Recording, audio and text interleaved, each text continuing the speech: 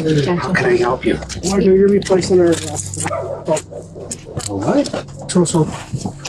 A family is left devastated when a little girl's horrifying revelation leads to the arrest of her great-grandfather. But what he tells detectives will prove to be worse than anything they imagined. My grandson's gonna hate me. The following is based on official police records released to date, and the footage has never been seen before until now. In 2025, a 4-year-old girl shocks her parents when she alleges that her great-grandfather, Michael Brenton, behaved inappropriately with her while he was babysitting her over the last few months. After learning more about the full extent of the allegation, they decide to report Michael. How's it going? Are you Michael? Yeah. Hang on, I'm coming. Yeah, no worries. You have a nice house. Oh, it was supposed to be, has its flaws. How can I help you? Well, Michael, it's... Michael, you're replacing her arrest for assault of a child. A what? Assault of a child. Michael is promptly cuffed and transported away from the home he shares with his wife Bonnie and her grandsons. Due to the time frame of the allegation, detectives were unable to complete a SANE kit to collect DNA evidence, leaving them to piece together what transpired through interviews with the victim and Michael himself. I work in the Detective Bureau in our Sensitive Crimes Unit or Special Victims Team. I specialize more so in crimes against kiddos. So like what? Kids, juveniles. So you are in custody. Right. From my understanding, you would like to speak to me? Well, they asked me if I would talk. Yeah. But then the attorney said not to talk. Okay. So how much do you want? I would just like to speak with you. So you're now willing to answer questions or make a statement? Yeah. I have a question. This is, You said I yeah, never saw a police report. I never saw the accusations. In a forensic interview, the victim would describe in horrific detail what Papa Mike did to her. In an interview with Michael's wife Bonnie, the detectives state that they were inclined to believe the victim's statements to be true due to the disturbing nature of what she shared. But if there's no evidence to it, it's kind of just he said, she said. So that's kind of how I took this at first, but the thing is, she's 4 years old. A 4-year-old doesn't know stuff like that, right? I would say probably not. It's probable that she wouldn't know something like that unless if it was true, correct? Right. And the fact that she can straight up say to 5 different people that Papa Mike did this, it makes me believe that this probably happened. Multiple family members and friends would claim in police interviews that Michael never displayed any questionable behaviors prior to the current allegations. The victim's parents, however, would reveal in interviews and victim impact statements that he had behaved inappropriately with several family members in the past, lending further weight to the victim's accusation. Do you think there would be any reason for her to lie about this or say this? I know she always likes Papa because she kind of idolizes him because I'll say, "Can Graham have a kiss?" And she'll say, "No, Papa." She kind of sees what kind of reaction she's going to get from me when she don't want to kiss me. But I know he just idolizes her. She's just such a cutie. Yeah, I just love that little gal. Yeah, she's real cute. You know how some kids sit in the back seat and they go, "Are we there yet? Are we there?" Oh, yeah. I hear, "Love you, Papa. Love you, Papa." That's awesome. Yeah. Despite Michael and Bonnie's claims, the little girl's parents tell a very different story in their victim impact statements. They allege their daughter was uncomfortable visiting her great-grandparents' home and would ask to leave as quickly as possible. Yet Michael's own account of their time together appears to unfold very differently. It makes me feel good that someone loves me like she does, Yeah, that's good. And in my big seat, we watch all her YouTube shows, but if I get up to go to the bathroom, she'll follow me. So I started shutting the door, and she started opening up the door. Yeah. Then I started locking the door.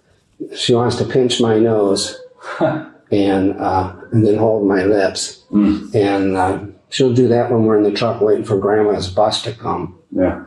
So one day she took all of her little meaty babies, whatever they are, and she piled them up on my head, and I'm going, I can't breathe. This ain't good, but anyways, that's sort of where it kind of started. If mom and dad found out, we're going to get our butts whooped, you know. But that probably happened all of maybe 6 times. But nothing. Just like playing and stuff. Yeah. Michael insists that nothing inappropriate occurred until recently, owing to him rarely being alone with her. Yet the victim's parents allege in their letters that Michael began manipulating their daughter long before the time frame of the current allegations, detailing changes in her behavior, including frequent nightmares, angry outbursts, and other trauma-related symptoms. They also expressed their belief that she was not his first victim. Then Jordan moved in, and there was no more playing downstairs because he slept during the day. So it wasn't downstairs time again until like 4 weeks ago. And She did that again. When was the first time? last fall. Like 2024 or 2023? Oh, 2024. Okay. And then how many times do you think she's done that? 6 or 7. Okay. But I could have said no, and I didn't. Who's all home at this time? Oh, it's just us on Wednesdays. Oh, where's Vanya? She's with her girlfriends. She don't get home till 2 o'clock. Okay. That's why I try to take her someplace so these things don't, transpire. Yeah, it's like when the Bible says, avoid evil. Yeah. If you're not where evil is, then evil won't see you or you won't find it. Yeah. I get that. Yeah. So you intentionally take her out of the house so this doesn't happen. Right. That makes sense. Yeah. And it makes it for a fun day, right? Yeah. You guys get to go to the pony farm. Yeah, because, I feel bad that it's all happened. And Did it ever happen anywhere else other than in the basement? No. Have you done it when anyone else was home? No. Why is that? Because somebody's home. Yeah. Has there ever been another time where something like this has happened? No. Michael claims that playtime with the victim began to take a turn in 2024, stating he rarely had an opportunity to be alone with her except for their time in the basement. In her forensic interview, however, the little girl would claim her great-grandfather's misconduct extended beyond the basement. The detective decides to question Michael further to better understand how exactly his babysitting of the 4-year-old girl could escalate to such a degree. Do you enjoy doing this with her? I don't want to say yes, I'm going to say yes and no. Okay. Tell me more about that. Well, my wife and I used to be pretty active. Yeah. And so, you like it. Yeah. That's why the yes and the no. I told this to Bonnie. We got in a big tiff here many months ago. I had an affair on her like 25 years ago. And it wasn't like I love you affair. It was just she had an itch, I had one. So, Bonnie has been, I told her, I says, when you became a grandma, you stopped being a wife. And I told her, I said, you need to read Corinthians chapter 7 because you're not supposed to do that to me. Apostle Paul is talking about when you're in a time of fasting and prayer, but you've got to come back to your spouse and take care of business. Right. And that might not be in the book for my wife. Right. But I stay with her.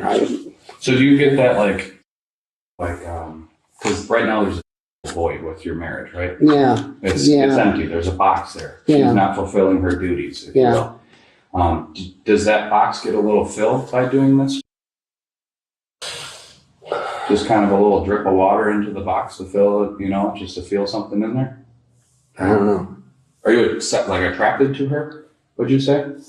No, I just love her because she's just a sweetheart. Yeah. Yeah. Yeah, she seems like a sweetheart. Yeah. Do you think something more would happen? No. That would, for me, being 4 years old, that would be harmful. Okay. What if she was 10, in 6 years? Oh, I didn't want to think of that. Yeah. Yeah. Do you think that your actions were wrong? Oh, definitely. Do you think that you should be in jail right now? Based on law, not ethics, moral, or anything like that. Well, I don't like being here, but I know why I'm here. Do you think it's deserving? Not even necessarily. If someone Well, else were to do this. God says, what you do in secret, I will shout from the mountaintop. Yeah. God's shouting. I know God loves me and forgives me, but I don't want to be sinning, because Jesus says, if you love me, you keep my commandments, Right. and I'm blowing it here. I didn't want it to be happening, it's that warfare inside you, or like the bad angel, good angel, it's a battle, Yeah. And I don't want to be fighting. That's why I told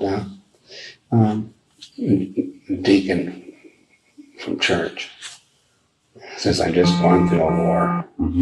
While Michael's account doesn't fully align with the victim's report, he doesn't appear to deny the allegations against him, instead framing them as a personal test and a consequence of the breakdown of his marriage to Bonnie. Following his revelation, Michael must deal with the consequences of his actions, as well as his choice to speak to detectives. When I get home, I got neighbors that seen 3 cop cars in front of my house, seeing me get cuffed. Right. They're going to ask questions.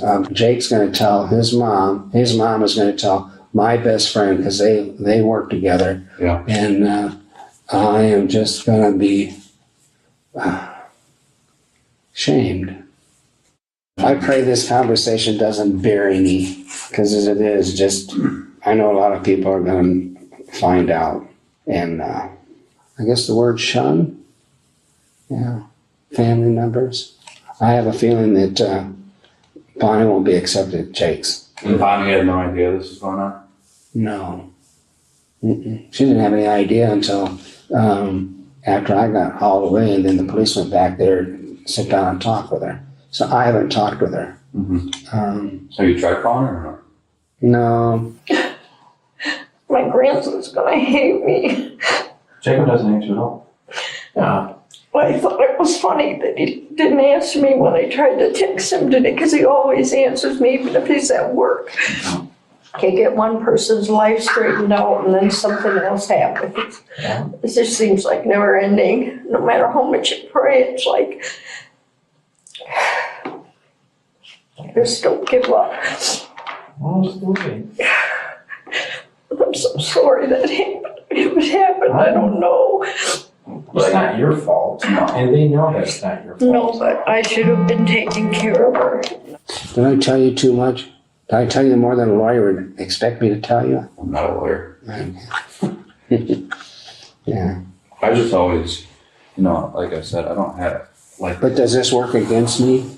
I'm The just, court? I'm a truth finder. I have zero skin in the game. So where does this information go now? I just read a report. And then who reads it after that? The district attorney and your lawyer. Anything else that you think I should know? You No. want to share? I just hope all I just told you isn't going to put me in jail for long term. According to court records, 71-year-old Michael Brenton pled guilty to a first-degree offense involving a minor. In their statements, the victim's parents demanded the maximum allowed sentence for Michael, asserting their belief that a shorter sentence would harm their daughter's well-being. Michael was sentenced to 29 years in prison, followed by 10 years extended supervision. It was also ordered that he be placed on the lifetime registry. We had to cut many details from this video for YouTube. Watch our full videos as they were originally made, with no randomly muted words or details cut. We've also dropped brand new eWoo videos available only on eWoo Plus. Available now on iOS, Roku, Amazon Fire, Apple TV, and Google TV. Download eWoo Plus and see what you've been missing.